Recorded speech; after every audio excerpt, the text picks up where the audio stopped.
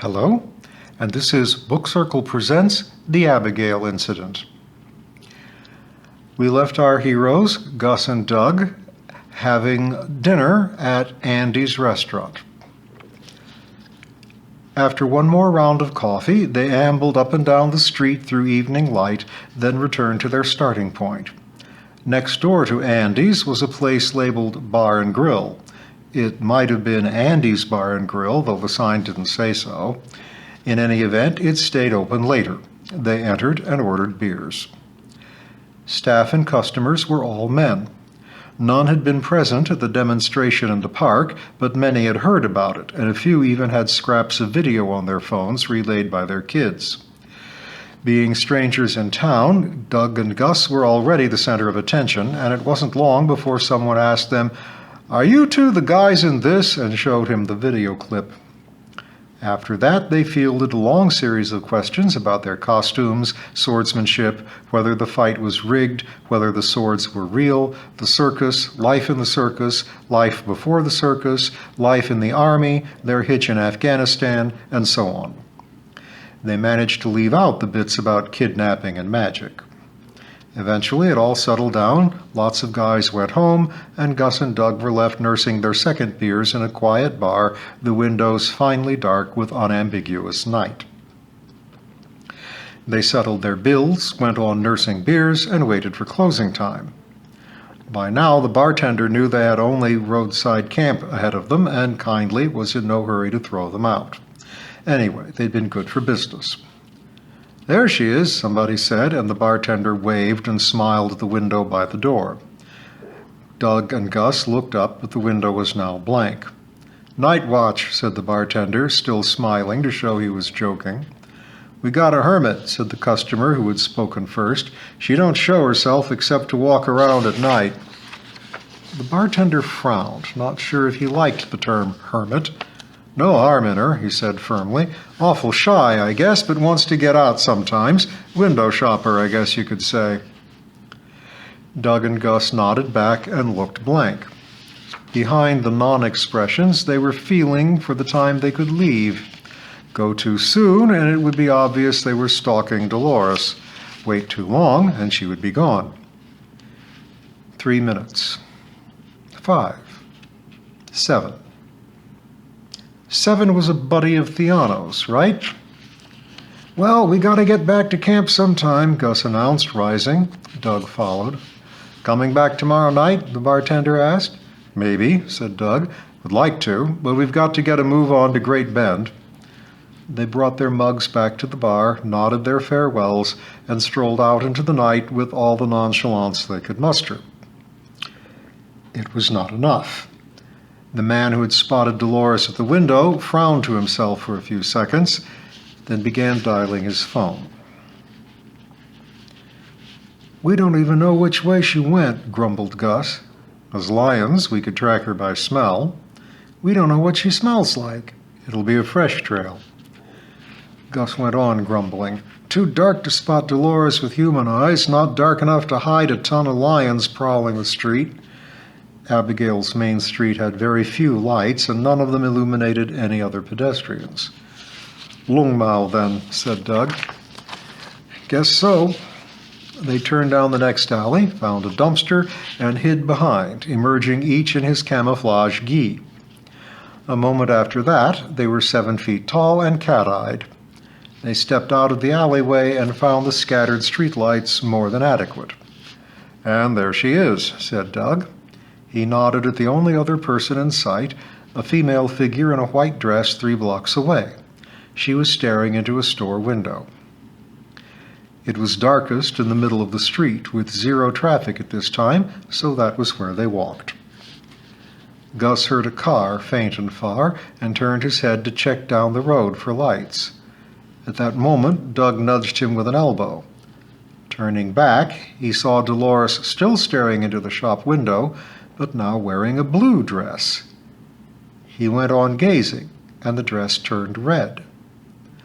Now, knowing what to look for, he felt the twinge of magic. "Different kind of window shopping," he said softly. She changes the cut, too, said Doug as the dress turned back to blue and the hem and neckline both lowered. Well, now we know for sure she does magic, and we know what she looks like. Given that the magic is glamour, I'm not sure we do know what she looks like. Put your hands up and turn around. It was neither Doug nor Gus, but Evertson, speaking low.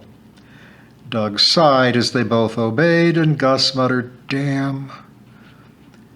Evertson was standing on the other side of the street, gun drawn.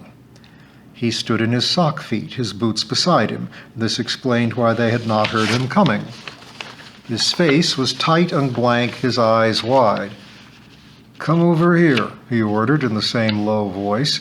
"You make a move toward her, I'll find out if you're shootable." "And yet," said Doug to Gus as they obeyed again, "he orders us to come to him, not knowing if we're shootable." "Brave man," said Gus. With Doug, he stopped 2 yards away, still standing in the street. "Keep your hands up," Evertson ordered, then with his free hand pulled a pen-sized flashlight out of his pocket uniform. He played it over their faces, lingering over eyes and ears. "Cat eyes," he said. "You can get all kinds of cool contact lenses," Gus offered, with no real expectation of success. "But you didn't," replied Evertson. "Say ah." Silently they opened their mouths. He examined their fangs and tongues. "What are you?" he demanded. Doug sighed again and answered, "We started as 2 regular guys. We really did. But we got enchanted." "Hell's bells, did you ever? Enchanted into what?" Gus grumbled, "Nothing to do with hell," while Doug answered, "They made this shape up. We call it Lung Mao, Chinese for dragon cat." "Who made it up?" "The evil elf who kidnapped us." "So are you working for him?" "Her. And no, she died in battle and we escaped. It's kind of a long story." "We really do work for the Windy City Circus now," Gus said. Evertson snorted.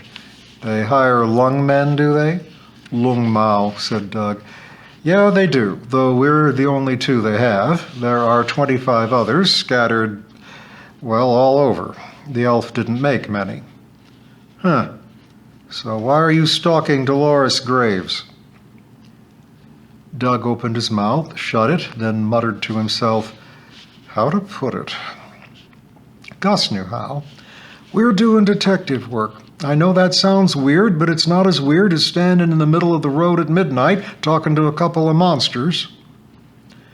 During this exchange, Evertson's face had registered terrified determination. Now, this started to thaw into a more thoughtful expression. "Okay, that doesn't take much more believing, but what is Dolores Graves—" He broke off and stared over their shoulders. "She just changed the color of her dress, didn't she?" asked Doug. He had felt a twinge of magic, too. Evertson nodded slightly, still staring. "So you see," said Gus, "she is in our jurisdiction, so to speak, the weird side of the street." "Can we put our hands down?" asked Doug. Evertson looked at the hands, scaled, spurred, and taloned. "Change back first." Slowly, so as not to startle him, they shrank back down to human. Tails and muzzles and ears pulled in, their robes loosened. When he was done staring at them, he glanced over their shoulders again. His eyes tracked to the right, and they inferred Dolores had moved on. "Okay," he said, "let's talk. Come with me." And he holstered his gun. "Progress." He put his boots back on, then led them to a police car parked on a dark side street. At his direction, they got in the back, which had a thick plexiglass window separating it from the front. At the main street, to their surprise, he turned left, not right toward the park and town hall.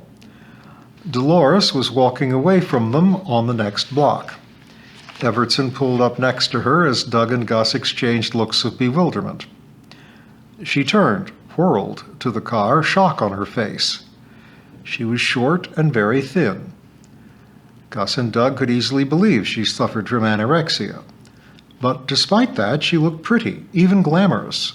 Cheeks were soft ivory, face was heart-shaped, lips were rose-pink, doe-like eyes were lustrous and elegantly mascaraed. The dress was white again, but longer, and neck, sleeves, and hem had deep ruffles. Doug and Gus didn't believe any of it. They could feel the magic she was running. Gus checked her reflection in the store window behind her to see if it matched. It did. Doug kept a careful eye on her for blurring or rippling in case the distraction interfered with the spell. She was certainly distracted. "What's wrong? Is there something wrong?" she asked. "Chief Evertson, isn't it? Am I in trouble?" "Not at all." He switched on the car's dome light. "You know these guys?" She stared at them in confusion. They stared back, reserved and neutral. "You got anything against these guys? Or know of anything they have against you?" No, nothing. They're complete strangers." "Very true. Well, I just wanted you to check them out for me. They're vagrants." "Oh," she said absently, continuing to stare. She gazed in confusion at two young men in karate garb. Then bewilderment changed suddenly to puzzlement, then alarm. Her eyes widened. She lifted a hand, started a repelling gesture. Evertson studied her closely, and so did not see Doug and Gus widening their own eyes. "Don't you worry," Evertson said. "They're just leaving. Good evening." He doused the dome light and slid the car away into the night. Gus and Doug consulted by exchanging exasperated sighs. Then Doug said, "So, Chief, I guess you're the kind of guy who likes everything above board." "Mm-hmm." "Oh, I notice," said Gus, "that you didn't tell her I picked up these two shapeshifters and I know you're a mage." "Still figuring that stuff out." "Well, here's some more information for you," Doug told him. "She knows we're magic too. When she suddenly got scared, that's when she realized." "And how do you know that?" Evertson challenged. "Maybe it was just sinking in that there were a couple of thugs around tonight." "We know that," Doug answered, "because we can feel magic too. And when she lifted her hand, it wasn't just nerves. She was trying to disenchant us." "Nothing happened," said Gus, "because our shapes are real, not illusions." "How about your other shapes?" "They're real too, while we have them." Evertson turned off into a side street. "Of course, I only have your word for this." "Right," Doug acknowledged, "but you saw her dress change. More than once?" Evertson didn't answer. After another turn, Gus asked, "What other weird stuff have you seen?" Evertson was silent for a bit, then replied, "What makes you ask that?" "You got suspicious of us as soon as you saw us performing in the park. We could tell when you came in to talk to us. Most people would just say, 'Wow, that's some costuming they have,' and let it go at that. That's what happens in our circus jobs." "But you," said Doug, "were willing to entertain the idea that we really turned into lion men." "So what weird stuff have you seen?" Gus asked again, "since we're being so above board." He wondered where Evertson was taking them. The policeman was silent. Finally, he said, "Dolores had a brother." "Agrippa, right," said Doug. "She moved back here with him 5 years ago, and he died a year later. We found out by regular mundane detective work." "Okay, well, I'm the one who drove him to the hospital. Me and Bob Davis are the EMTs, and we have a station wagon made over into an ambulance. That's all the emergency medical support we have. So we were the ones to drive Agrippa over to the hospital next town over. He looked terrible, like a shrink-wrapped skeleton, barely conscious, weighed nothing. Wasn't at all surprised when I heard he died. I was surprised to hear Dolores took the body home. You hear about that?" He glanced in the rearview mirror, and they nodded. "Well, I was uneasy about that, of course. Several people were. But that was nothing compared to when I was running an errand on a county road one night a few months later, and, There was Agrippa," hazarded Doug. "Yeah. He was staggering along in the middle of the road, barefoot, nothing but a bathrobe. turned and stared into the lights with his mouth hanging open. I swear to God, he looked even worse than the last time I saw him. I think I screamed. I know there was a corner of my mind wanted to run him down. But I stopped and got out, tried to talk to him. He didn't say anything, but he let me steer him into the car. Never talked, never blinked either. But he fussed, thrashed a little when I started up until I said, "I'm taking you home." That seemed to help, so I kept repeating it. I turned around and headed back to Abigail, the errand could wait, and met up with Dolores walking along the side of the road. She was dressed normal at least, carrying a forked stick like a dowsing rod. She was all kinds of relieved when she found her brother in the car, cried. He said nothing, didn't even blink, never closed his mouth. I asked what was up and said I'd thought her brother was dead. She got flustered and said, oh no, this was her cousin Claudius that she was taking care of. There was a wasting disease that ran in the family. This Claudius just slumped in the seat with his mouth hanging open. He stared so blank I took to watching, and he never blinked at all, and his eyes never moved and had like no luster. In the end, I decided he never breathed either. When I helped him into the house, he was cold. I asked Dolores any number of times if she wanted me to drive him to the hospital, but she said no. So I left him at home, and that was the end of it. So you found a dead man walking on the back road? Asked Doug. Well, it sure looked like it. Where was he headed? Asked Gus. Nowhere obvious, just west on the county road. At this point, the last houses fell away and the headlights illuminated fields of corn. Where are you taking us? Doug asked. Out of town, Everett said firmly, and you're to stay out. I got a lot of thinking to do. You and Dolores, between you, but especially you two. He started over. She and Agrippa started tipping my world, but you've downright flipped it over. I gotta think. I don't need a pair of shape-changing monsters in my town while I do it. There was no more conversation for some minutes until Everetson said, I guess this is far enough. He pulled over onto the shoulder. Okay, this is the main highway. They nodded. They had seen the road signs. You just get out now and keep on heading for Great Bend. Gus got out and kept the door open while Doug got out on the other side. Chief, he said, you have called us monsters, and we have called ourselves that, but a friend of mine likes to say monstrous is as monstrous does. You are causing us a lot of inconvenience and maybe causing yourself or your town a lot of trouble. I am pretty annoyed about that, but I am swallowing it. Doug, you? Same, said Doug, now out of the car, but holding his door open to encourage Everetson to stay and listen. I want you to remember that if we run into each other again, remember we are reasonable men. Reasonable people, anyway. If we meet again, don't just let fly with bullets or holy water or whatnot. Well, said Doug, feel free with the holy water. It'll just waste your time and get things damp. Now here's my advice. Yes, your picture of the world has been turned upside down and you need to rethink it. When you do that, realize that it's going to stay upside down. You are now what's called sundered. Ordinarily, there's a turn of luck that keeps most people, unsundered people, from getting involved in magic.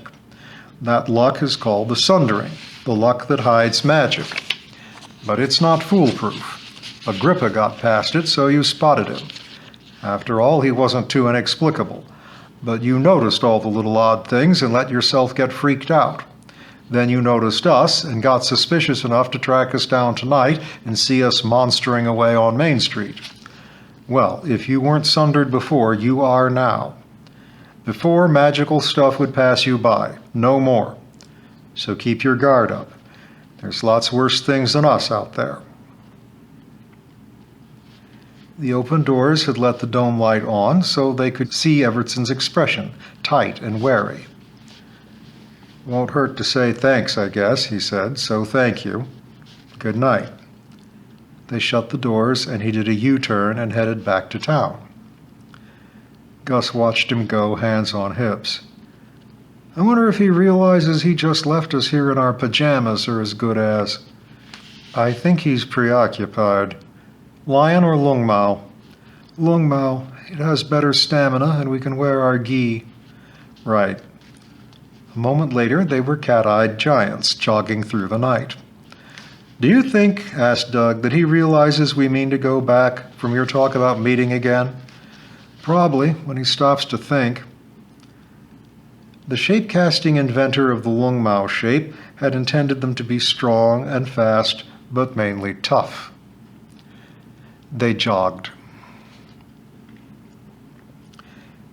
They saw her well before she saw them, a slight figure in a white dress. Soon the obvious guess was verified. It was Dolores, walking along with a dowsing rod held before her. Let's try to talk with her, said Doug. Sure, Gus agreed, if she'll let us. He turned human as he jogged, and Doug followed suit. It was much harder to see Dolores with merely human eyes, but they themselves were hard to spot in camo robes on bare feet, only half expected. They could see her clearly by the time she spotted them. They heard her gasp and saw her dive sideways into a cornfield.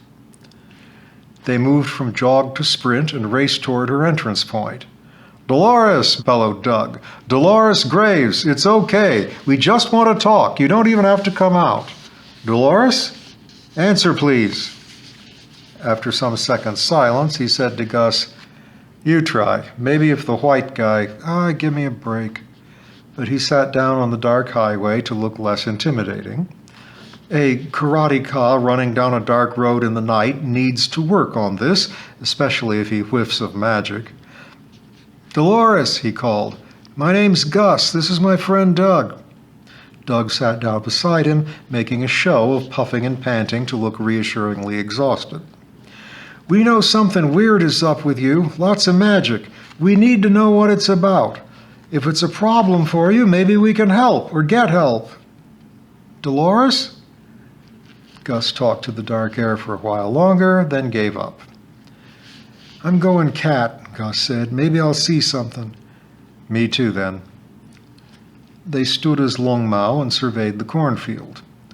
I can't even see where she ducked in, Gus said. Doug nodded. There's a fence, he remarked. I don't think I saw her jump over it, and I'm sure she didn't climb it. No, she didn't, said Doug, shedding his jacket, then pants. Gus followed suit, and in a moment there were two horse-sized lions prowling the highway. They sniffed through the grass and weeds between the road and the fence, then back along the road. Nothing, proclaimed Gus. Just hot rubber and oil, Doug confirmed.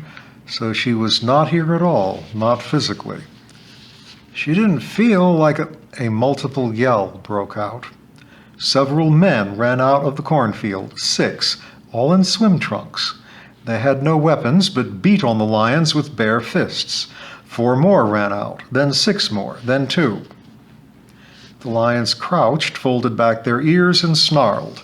The fists did not hurt much, but there were a lot of them, and if this went on for long, it could get concerning. Back off, Gus roared, but the men who were willing to attack giant lions barehanded, naked, on the highway in the middle of the night, were not put off by the lions being able to talk. Gus swiped. His target screamed and developed crimson cuts, but did not bleed. Doug swiped at a couple more with similar results, then deliberately batted one with the flat of his paw. The man went tumbling down the highway as lightly as a soccer ball. Seeing this, Gus slapped one down onto pavement and held him there. He pulled on the guy for energy. His victim looked surprised, then groggy. He lost color, became translucent, foggy, misty, gone. Ha! Gus shouted. He reached for another. Doug did the same. The fact that their fellows were disintegrating did nothing to slow these guys down, which made it easier to grab and rake and bite. They had no taste. They weighed nothing. If mortally wounded, they evaporated. Or you could suck them down for a dollop of chi. The chi made up for some of the energy expended in fighting them. When they were gone, the two still stood in the middle of the road, Lung Mao now, panting. "As I was saying," Gus continued, "she didn't feel like a ghost. Neither did they. No death vibe." Doug nodded. "Know what else acts like a ghost but isn't?" Gus nodded back. "A shaman doing astral projection, like Dr. Greathouse or Mr. Ouray." "So Dolores is backed up by a whole squad of shamans?" "Seems unlikely," said Gus, heading back down the road, though only at a mosey. "Shamans aren't a cooperative bunch, and there aren't that many white shamans. They were all white." "Yeah, and a male, and all about 20. And in swim trunks." Doug fell in next to him. "Fantasies of her, you think?" Gus asked. "So they were seemings or tulpas or like that? And she was able to throw almost 20 of them at us, and pumped each of them full enough with chi to punch." "Formidable," agreed Doug. "A formidable shaman who doesn't like us. Great." Doug laughed. "Oh, well, next time we meet her, just chuck your jacket. That ought to distract her." Gus gave a twisted smile. "You chuck yours." "Nah, she goes for white guys. We saw. Likes all the hair, I suppose." We're..." Gus sputtered. "Ah, stuff it." Doug laughed. "Let's go get our swords," he said. "Right. If she can whip up a squad of dream goons on the spur of the moment, she might get something much tougher once she stops to think about it." They jogged on, their recent battle leaving not a trace. So, they've now met the enemy? The person they're dealing with, and she can whip up troops to suit herself. We'll find out how they cope with that next time.